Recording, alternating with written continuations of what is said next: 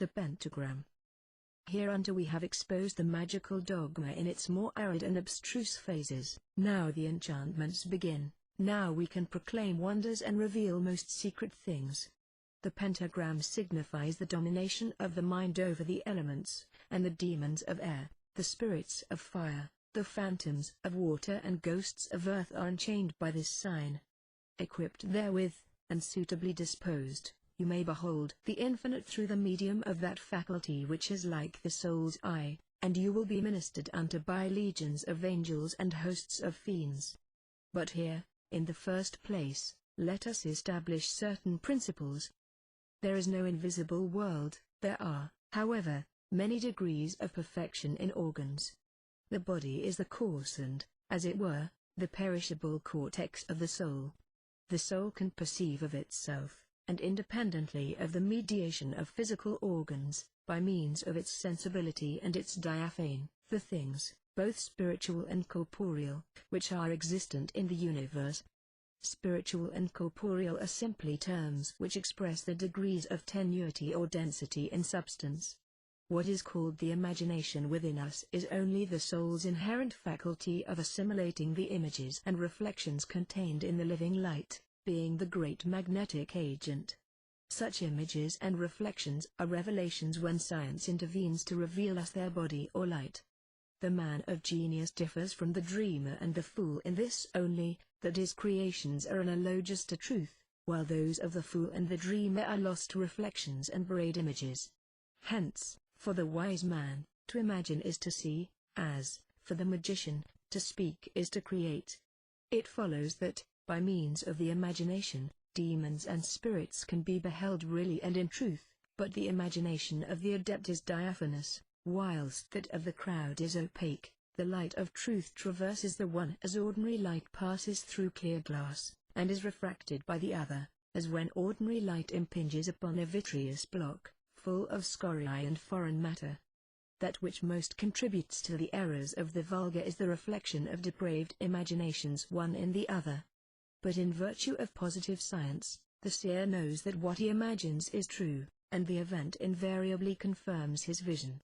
We shall state in the ritual after what manner this lucidity can be acquired.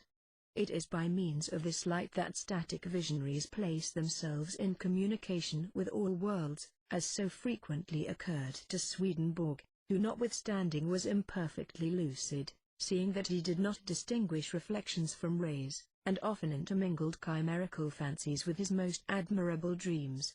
We say dreams, because dream is the consequence of a natural and periodical ecstasy which we term sleep. To be in ecstasy is to sleep. Magnetic somnambulism is a production and direction of ecstasy.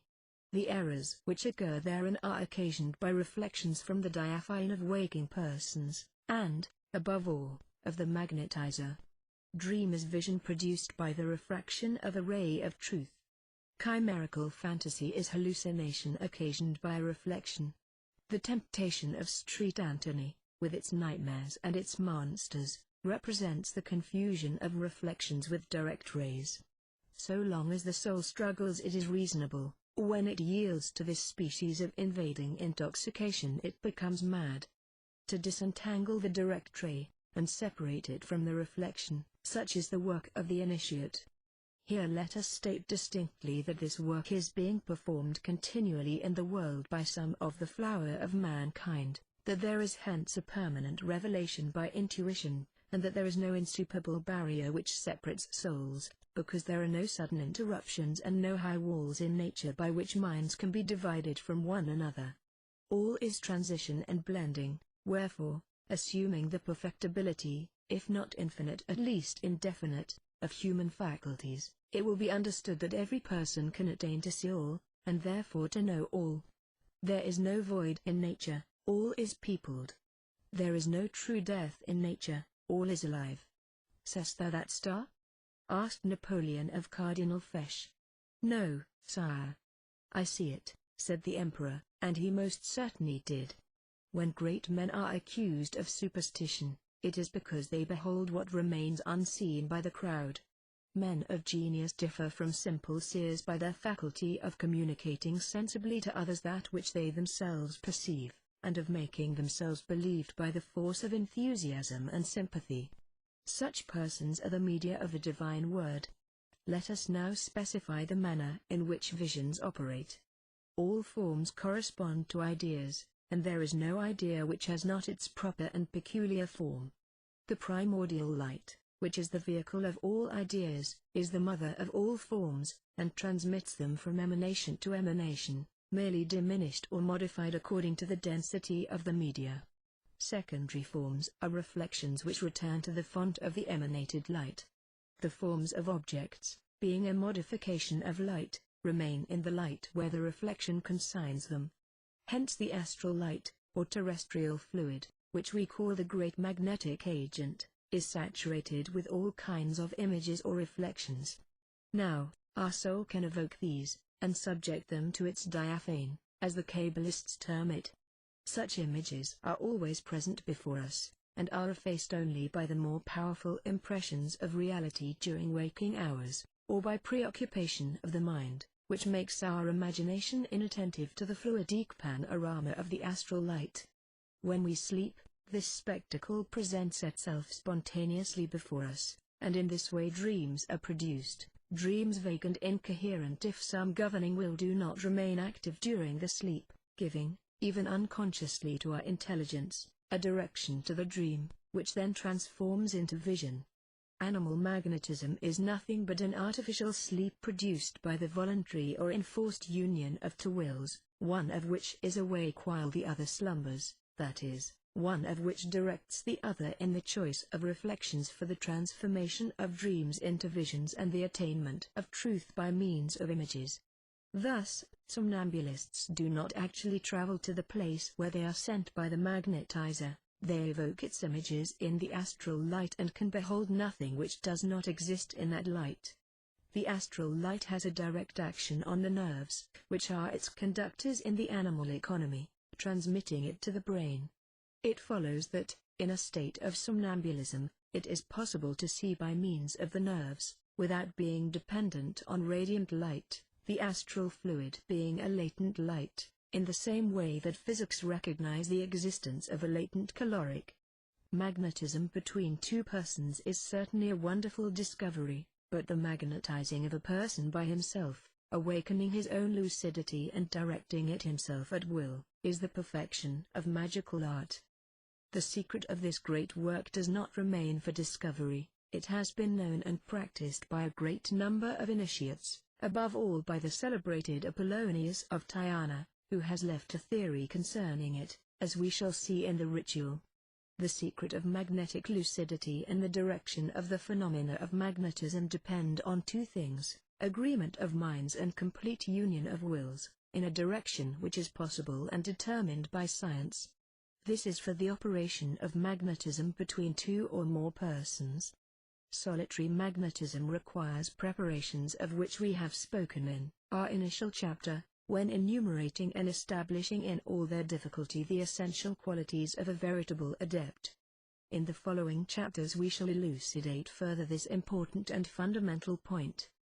The empire of wool over the astral light, which is the physical soul of the four elements, is represented in magic by the pentagram, placed at the head of this chapter.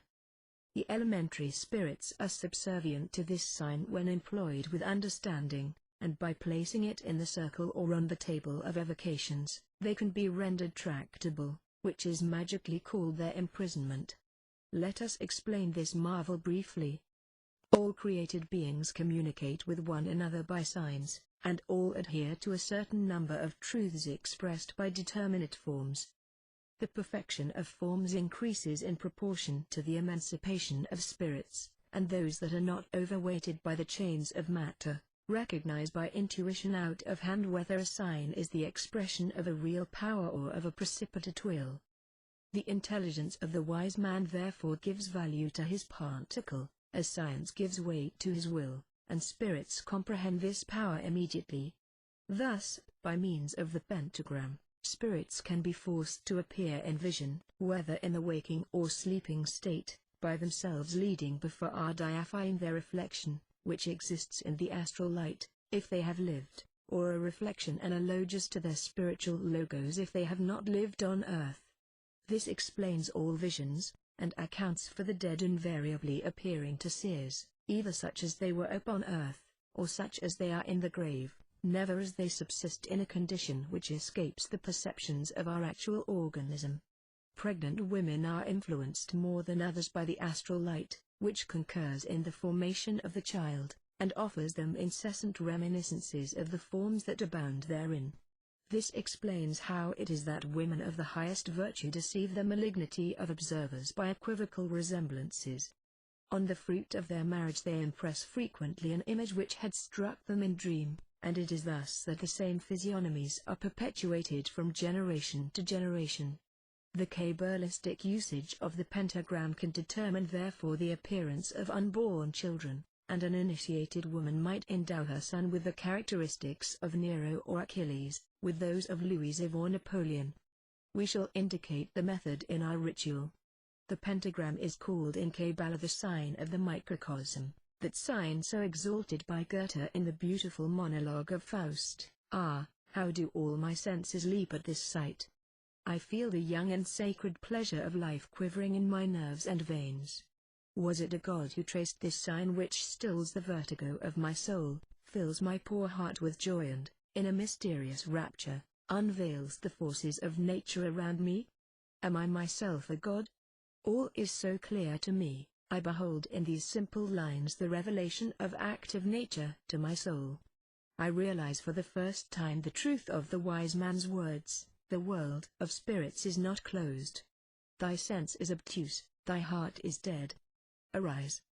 Bathe, O adept of science, thy breast, still enveloped by an earthly veil, in the splendors of the dawning day. Faust, Part I. S.C. I.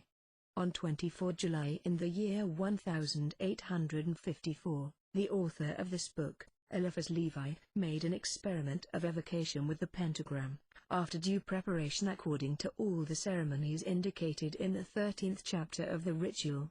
The success of this experiment, details of which, as regards its principles, will be found in the corresponding chapter of the present doctrinal part, establishes a new pathological fact, which men of true science will admit without difficulty. The experience, repeated even to a third time, gave results truly extraordinary, but positive and unmixed with hallucination. We invite skeptics to make a conscientious and intelligent trial on their own part before shrugging their shoulders and smiling. The figure of the pentagram, completed in accordance with science and used by the author in his experiment, is that which is found at the head of this chapter, and it is more perfect than any in the keys of Solomon or in the magical calendars of Tycho Brahe and Ducanto. We must remark, however, that the use of the pentagram is most dangerous for operators who are not in possession of its complete and perfect understanding. The direction of the points of the star is in no sense arbitrary, and may change the entire character of an operation, as we shall explain in the ritual. Paracelsus, that innovator in magic, who surpassed all other initiates in his unadded practical success, affirms that every magical figure and every Kabbalistic sign of the particles which compel spirits, may be reduced to two, which are the synthesis of all the others. These are the sign of the macrocosm or the seal of Solomon, the form of which we have